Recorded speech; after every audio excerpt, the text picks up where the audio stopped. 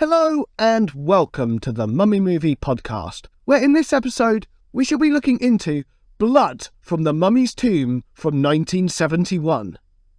In terms of the format of the episode, it's going to be the same as usual.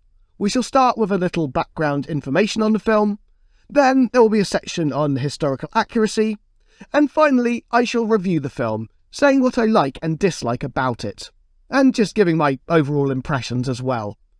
Okay, let us not waste any more time. We are creeping through the tomb of a queen of darkness. As we arrive at the burial chamber, we push the lid off of the ornate coffin to reveal a perfectly preserved body. However, the hand of the mummy has been removed, and even now the wound looks oddly fresh.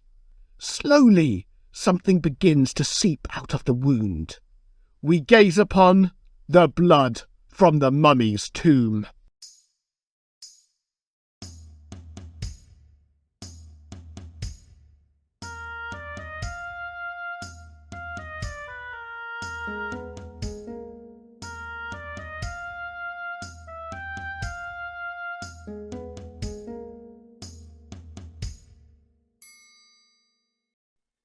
Okay. In this section, I'm just going to go over some of the background information on the film, talking about general stories and the cast, things like that.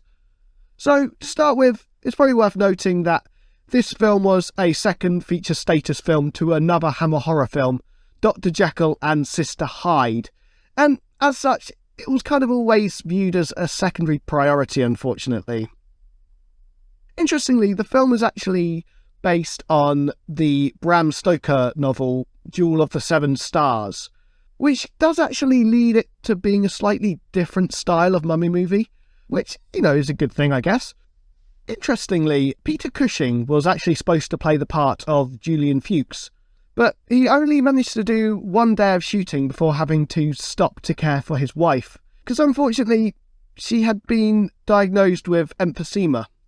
Although I will say that Andrew Keir, who ended up replacing Peter Cushing as Julian Fuchs, did a really good job and he was a very worthy replacement. Unfortunately, Peter Cushing having to leave wasn't the only setback of this film, and it was actually sort of cursed in a way, because before the film had even fully completed, the director, Seth Holtz, unfortunately died of a heart attack. This is actually sort of tragic as he was only 47 years old. And it basically led to Michael Carreras, the head of Hammer Studios, finishing the film in his place. In terms of the cast, as already mentioned, Julian Fuchs is played by Andrew Keir. His daughter and main character, Margaret, who also plays the part of Queen Terra, is played by Valerie Leon. Corbeck, the sort of main villain, is played by James Villiers. And finally, Mark Edwards plays Tod Browning, who's essentially Margaret's boyfriend.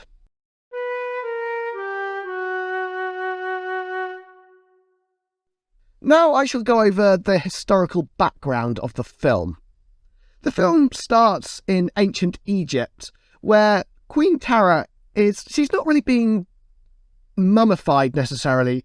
She's sort of being placed in a state of suspended animation.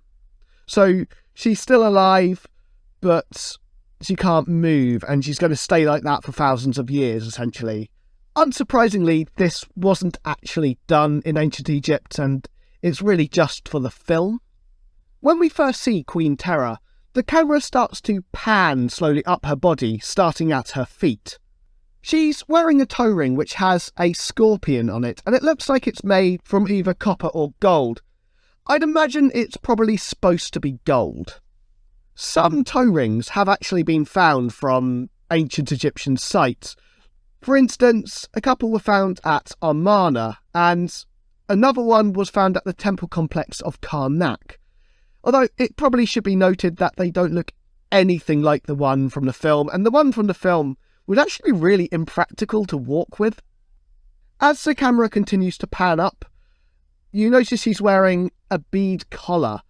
These are generally known as broad collars, and they were present in Egypt from the Old Kingdom onwards, so there's no problem with her wearing this necessarily. Although it is kind of noticeable she's basically naked from the waist up. And the beads are very strategically placed to keep the age rating down, I guess. On the broad collar, there's quite a lot of blue-coloured beads. This kind of bead is actually really common in ancient Egypt, and it's made from a material called Egyptian faience. I would be quite surprised if you personally had not seen quite a few examples of Egyptian faience, because it was used to make quite a few things in ancient Egypt, such as bowls and amulets and shabti figures, so servant figures that were used to serve the deceased in the afterlife. It was so frequent. When you look at it, you almost think that it's a kind of clay, but in reality it's actually a lot closer to glass than clay, but it's a lot more porous. So basically, it's made by crushing either quartz or sand, mixing in a small amount of lime, and adding either plant ash or natron. So natron is essentially the salts that you find on the banks of the Nile. A soda lime silica glaze is then applied, which turns a bluey green when fired due to the presence of copper. When we arrive at the head of Queen Terra, she's wearing quite an elaborate headpiece. Headpieces were actually worn by queens, so this isn't really an issue, although the example in the film, there isn't anything like it from ancient Egypt. I feel if I was making this film, I would have had her wearing a vulture crown, because these were present right from the Old Kingdom, and vultures are linked to the goddess Nekhbet, who was the patron of southern Egypt. The main reason I would have done this is because above Queen Terra's actual coffin there is a depiction of Nekhbet, and also, put simply, because the vulture crown was commonly worn by queens. When it comes to the crowns that the priests in this scene are wearing, they're pretty hysterically wrong, to be honest. One priest has a really weird looking crown that almost seems to be an interpretation of the double crown of Egypt, which was only worn by the Pharaoh, so he would not have been wearing that. It's kind of weird because the white crown, which normally looks a bit like a bowling pin, has been kind of made to look quite jagged, whilst the red crown, which would normally go around the outside of the white crown, has kind of almost been made to just look like a tent. It's very bizarre.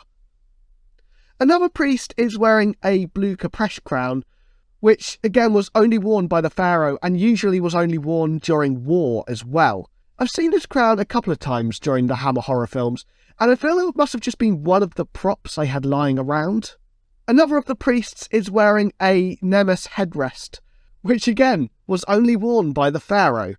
For an idea of what this headpiece looks like, have a look at the very, very famous coffin of Tutankhamun. Basically, the big thing around the top of his head that's kind of gold and blue and striped, that's a Nemes headpiece.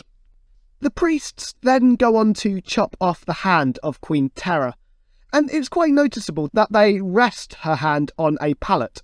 This palette would have actually been used for mixing and applying makeup, so it definitely would not have been used to chop off someone's hand.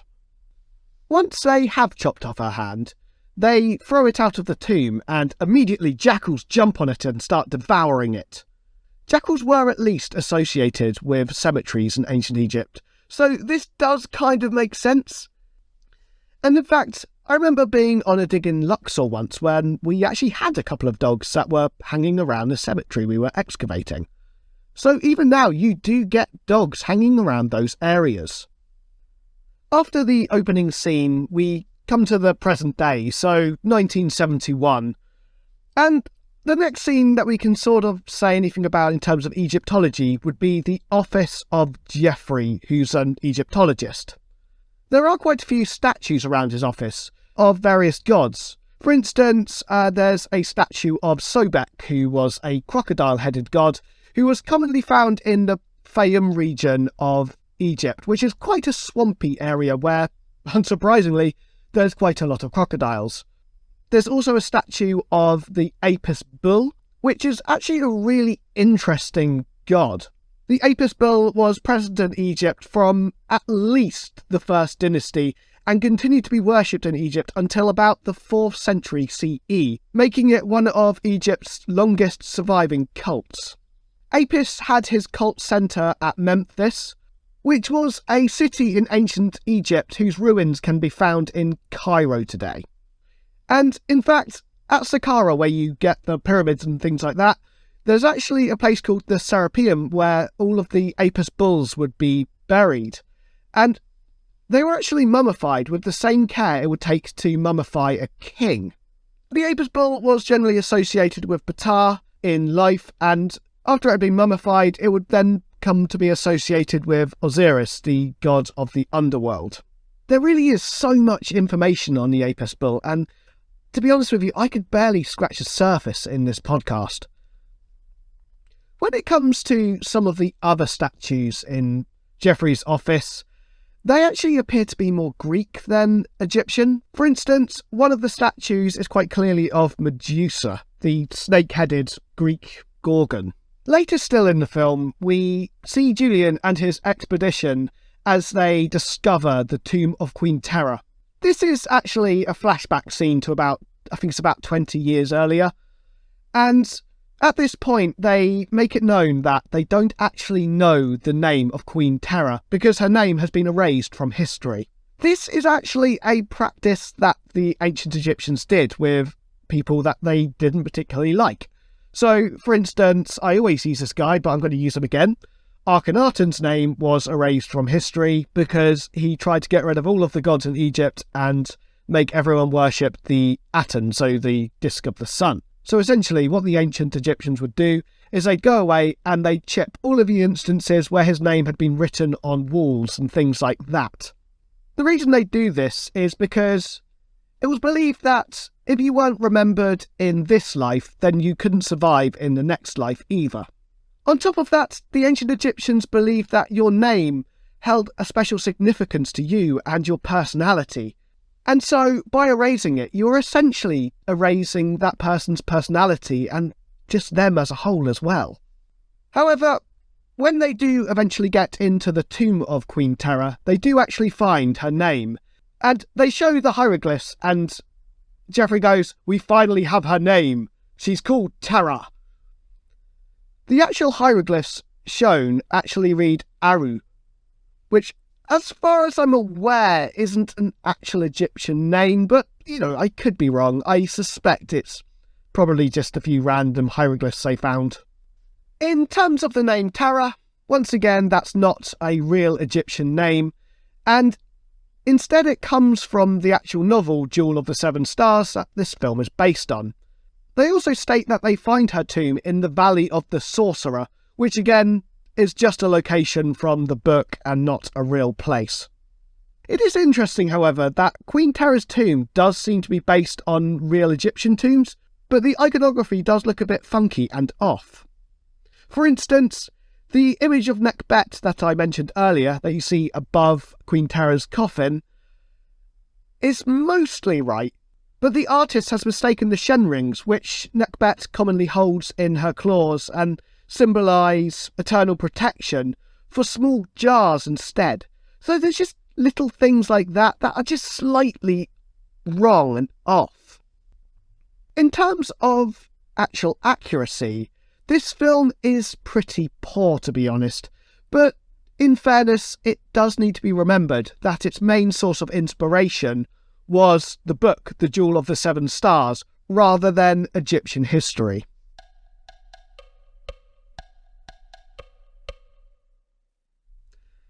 Now we shall move on to the review part of this episode. I shall start with the parts I quite liked. The acting in the film, for the most part, is pretty decent, and also I thought the casting was generally pretty good as well. As said earlier, Peter Cushing was supposed to play the part of Julian in this film, and I do think he would have been really good in that part, but I actually find it quite hard to visualise anyone other than Andrew Keir playing the part, which does speak to how suited he was for it. I also quite like that you don't get the typical bandaged mummy in this film. In general, it's actually really interesting that they've got the mummy as sort of quite a beautiful woman, because that actually goes back to the very early Victorian novels about mummies. For instance, such as the short story The Mummy's Foot, and actually even the film that this one's based on, Jewel of the Seven Stars by Bram Stoker. As they tended to weirdly kind of like romanticise the mummy. And it was only really in about the 1930s when you got the Boris Karloff film that the idea of the bandaged mummy as the villain becomes more popular. I do feel that this helps to separate this film from other mummy movies.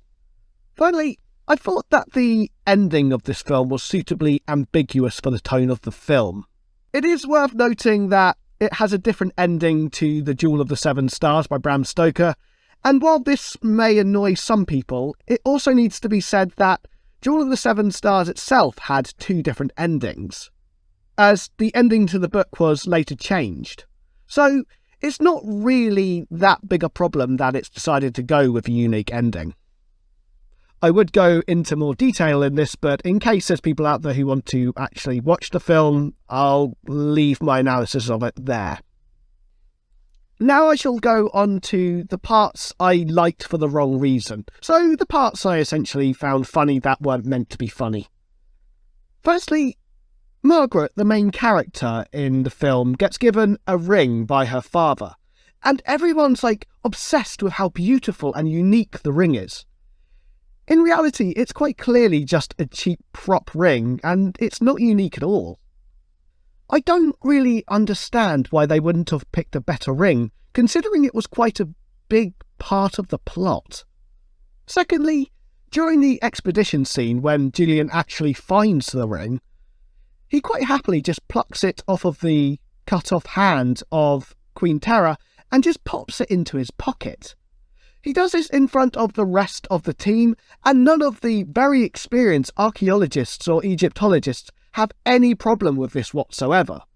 Although, admittedly, later on the rest of the team starts taking things from the tomb as well, and they just keep those things around their houses.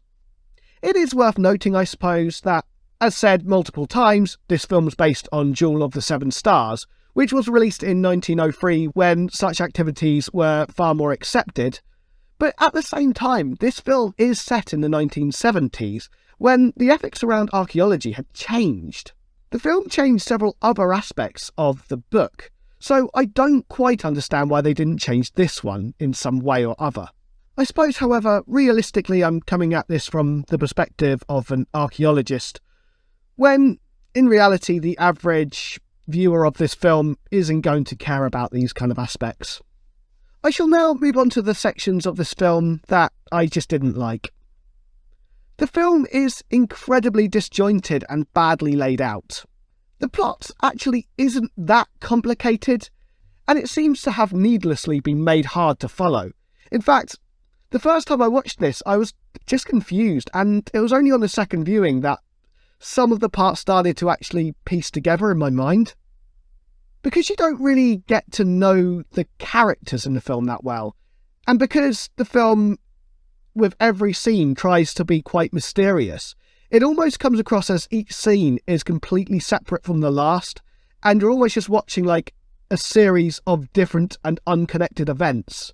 And this really isn't a very good way of making a film, in my opinion. Throughout the film, we're supposed to see Margaret become gradually more evil as Queen Terra slowly takes over. But, to be honest with you, partly because, again, you don't really get to know the characters, her becoming evil just seems quite random, and it isn't really explained very well. You do see a few scenes where she struggles with her morals a little bit, but they're not really focused on enough, and so she just comes across as sort of unlikable more than anything. This is really weird because Valerie Leon, who plays Margaret, the main character, actually has quite a likeable presence about her. And it's almost as if the film is trying to force you not to like her, when in reality you are actually supposed to like her character. So it's just confusing, to be honest with you. I get what they were trying to do here, And I do actually think the idea of a good character slowly becoming bad because they're essentially becoming the reincarnation of an ancient Egyptian queen is quite cool, but I don't think they really achieved it. It probably doesn't help that I've actually read Jewel of the Seven Stars before, and I'm not actually a very big fan of the book. Bram Stoker's always been a bit of a weird one for me, because I absolutely respect the impact he's had. I mean, he created one of the greatest characters of all time with Dracula. But in terms of his actual novels, I've never really been a very big fan. And to be honest with you, Jewel of the Seven Stars, I thought it was an incredibly boring and tedious book, to be honest. So, essentially, this is a bad adaptation of a book I don't like. So, realistically, I don't think I was ever really going to like this film. In terms of the reviews for this film, they were pretty mixed. Some felt that it was appropriately creepy, whilst others were annoyed that the mummy was not a traditional bandaged type. I actually liked that the mummy was a bit different here. However, rather than creepy, I felt that the film was more boring and disjointed, to be honest. It almost felt like the film was trying to be mysterious to the point where it didn't want to give anything away, even when the plot needed to be advanced. I absolutely respect anyone who likes this film. After all, there are a lot of positives here, but I also just feel there was very little chance of me ever liking this film because I just don't like the source material.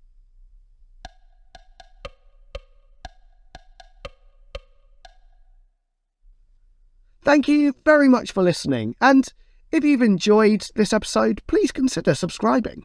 And please join me next time when we shall be looking at The Awakening from 1980.